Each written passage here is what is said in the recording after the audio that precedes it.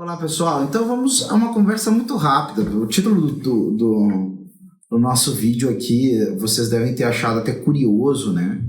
Nós estamos falando, relacionando temas como arqueologia, literatura, essas coisas todas.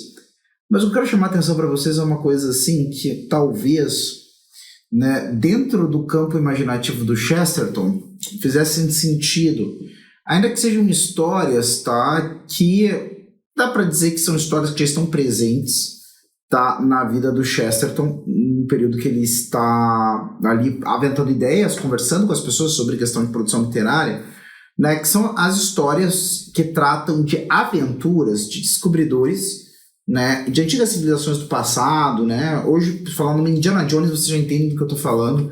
Para quem jogou especialmente os PlayStations 1 e 2, aí também Tomb Raider, apesar que eu sei que tem agora para o Play 4, Play 3, agora tem o Uncharted, né, tem um monte de... Sempre aparece de novo esses personagens, que são, na verdade, né, grandes aventureiros que lidam com algumas coisas interessantes, que são, primeiro, erudição, né, são caras muito eruditos, certo? Depois, nós temos o cara com capacidades físicas extraordinárias, né, ou seja, o cara é forte, o cara dá conta do recado, se mete em deserto, se mete em floresta, se mete em montanha e sobrevive. Né? E por fim, certo, é um sujeito com um alto nível de, né, coragem, né? Ou seja, não basta ele ser forte, não basta ser erudito, ele é corajoso. E curiosamente, qual é a associação que eu quero fazer com vocês? É que isso não é algo tão absurdo assim como pode parecer, ou coisa simplesmente de televisão. E de alguma forma existe uma similaridade, certo? Um certo encontrar-se de uma determinada geração ao qual Chesterton pertenceu de alguma forma, que estava eivada desse tipo de coisa, né? Eu acredito que não apenas na Inglaterra, mas em outros lugares a gente tem aí exemplos de grandes heróis que foram descobridores, por exemplo, eu não vou lembrar agora o nome norueguês que chegou pela primeira vez no Polo Norte, né, no Real Polo Norte, né?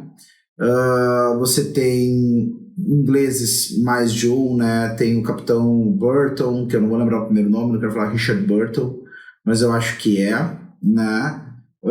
Que inclusive não só tem, né, peripécias bastante interessantes, ou melhor, aventuras bastante interessantes, mas ele inclusive era um homem que era apaixonado pelos Lusíadas, vai traduzir os Lusíadas para o inglês, inclusive essas coisas todas. Nós temos, até curioso isso agora, falando para vocês disso, que é curioso de tentar pensar, né, como é que seria, mas só de pensar em ler o Lusíadas em outra língua, sendo falando de língua portuguesa, já me parece um desperdício enorme. Mas, além disso, nós temos a figura do Heinrich Schliemann na Alemanha, tá? Que é também um rapazinho que desde pequeno é apaixonado pela Ilíada, né? E a Odisseia também, né? Os relatos homéricos, e que fazia um certo trabalho já desde novinho, né? Procurando por antiguidades que pudessem vender, então, para o museu, eu acredito que de Hamburgo, mas não vou lembrar ao certo, tá? Vocês têm, e também a figura para mim que é um dos mais marcados, né? Um dos mais marcados exemplares dessa geração, que a gente poderia chamar mesmo de geração eduardiana, né? Na qual pertenceram Chesterton, Churchill e Lawrence da Arábia, tá? O Churchill também é outro cara que, como diz a minha mãe, o boi não lambe, certo?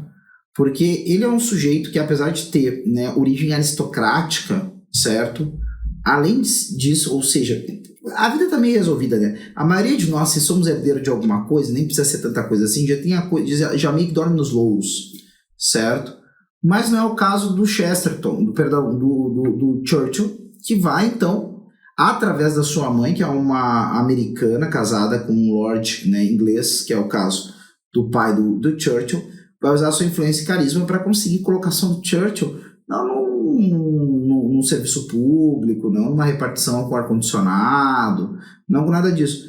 Conseguiu pro cara ser correspondente de guerra em algumas das guerras do Império Britânico, né? Então, em algumas delas sendo preso, em outras delas doando um pedaço de carne para fazer um enxerto num companheiro de guerra.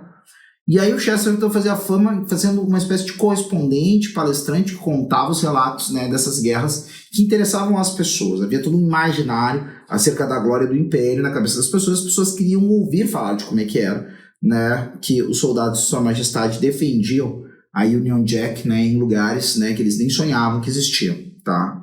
Contra bárbaros, contra, né, selvagens e assim por diante. Existem personagens também que estão fundamentados acima disso, por exemplo, se a gente pegar o tal do Alan Quatermain, que é um personagem do século XIX, passou por algumas releituras, aliás, inclusive tem um filme do Alan Quatermain, se eu não me engano, o Quatermain é feito pelo Charlton Heston junto, né, de uma principiante, de uma jovem mocinha, né, depois muito conhecida por outros filmes, que é Sharon Stone, tá? Que é o típico exemplar desse cara, que é o aventureiro do Império Britânico. Agora, a figura do Lawrence da Arábia me chama a atenção, especialmente, também tem um filme bastante famoso sobre ele, tá?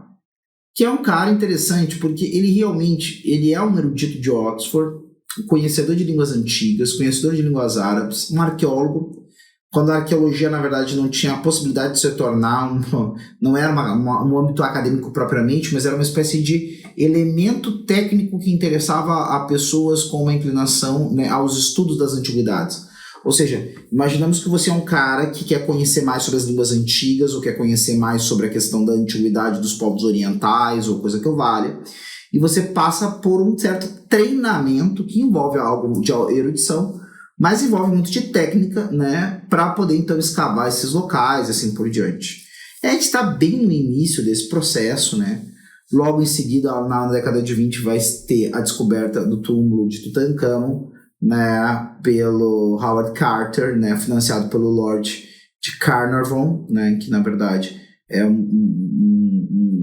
ducado ali no país de Gales, certo? Talvez o mais importante, porque se não me engano, Carnarvon é a capital do país de Gales, certo? É Caernarvon, né? Mas, bom, essas coisas todas. E o Lawrence da Arábia, prestando um serviço, né, à sua pátria, mas também com um grande enlevo por essas populações, vai conseguir dar unidade, né, para um esforço de avanço, né, daquelas populações que viviam ali na Península da Arábia contra o Império Turco-Otomano, que já não estava bom das pernas. Vale lembrar que o Império Turco-Otomano já está aí dando as cartas, né, neste ambiente do mundo já há quase 400 anos, né? Perdão, há quase 500 anos. Eles chegam ali e dominam o que era o Império Bizantino em 1453 e já estamos aí já em 1914, né? E indo adiante até o final da Primeira Guerra Mundial, que é 1918, certo? E aí, com isso, o que eu tô querendo falar para você sobre tudo, tá? Chesterton, agora nosso último lançamento que nós tivemos sobre, né, a figura de Charles Dickens, certo? E a figura, né, de Chesterton refletindo Charles Dickens e refletindo sobre o seu tempo, nós temos, né, o Chesterton falando sobre a situação imaginária, a situação psíquica, a situação, né, o imaginário que envolvia as pessoas da sua geração e da geração anterior e que puderam fazer surgir grandes homens, né?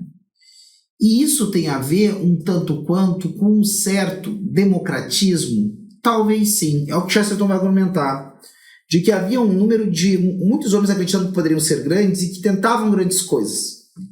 Só que os exemplos que eu dei para vocês, na sua grande maioria, são de homens bem nascidos, né? Na sua maioria aristocratas, tá?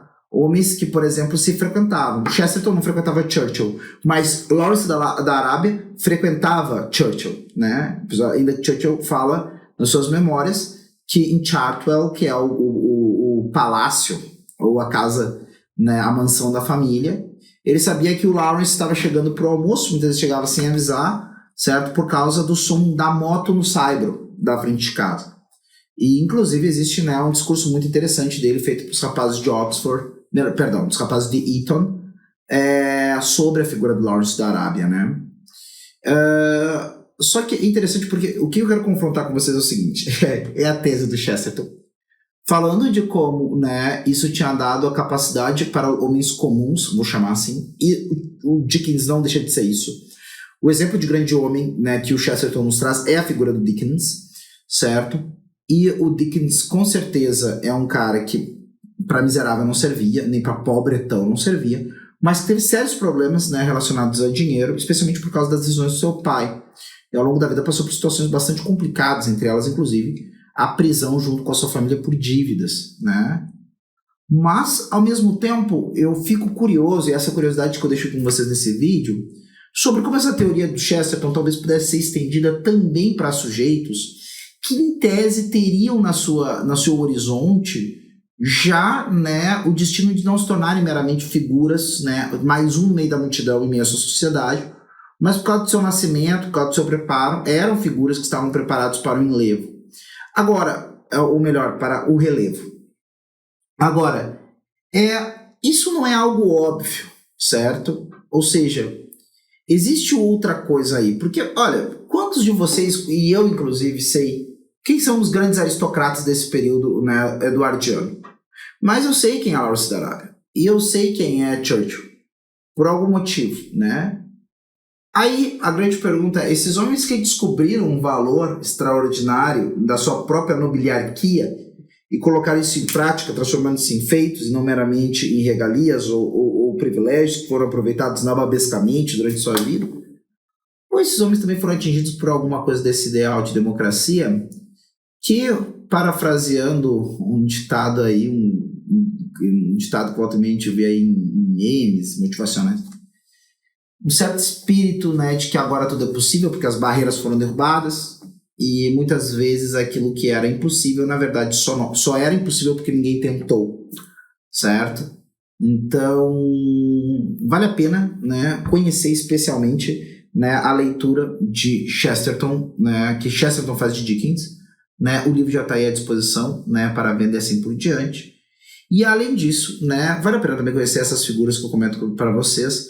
Existe toda uma constelação de pessoas, né, relacionadas ao contexto de Chesterton, tanto do período em que ele nasce, como no período em que ele, né, é conhecido como grande jornalista, certo? Chegando também ao período em que se vem o devir, né, o devir do Chesterton, assim, ou seja, a geração que foi largamente influenciada por ele. Tá certo? Vou ficando por aqui. Até a próxima. Deixo a sugestão para vocês. Não deixem de se inscrever no canal se não são inscritos. Marquem ali o local das sinalizações, que é o famoso sininho. Compartilhem, né, esse vídeo com quem você sabe que gosta desses temas. E não deixe de conferir as nossas ofertas agora, né, para a venda do nosso livro aí do Chesterton, falando sobre o grande Charles Dickens, a biografia crítica de Chesterton sobre Dickens. Até a próxima. Tchau, tchau.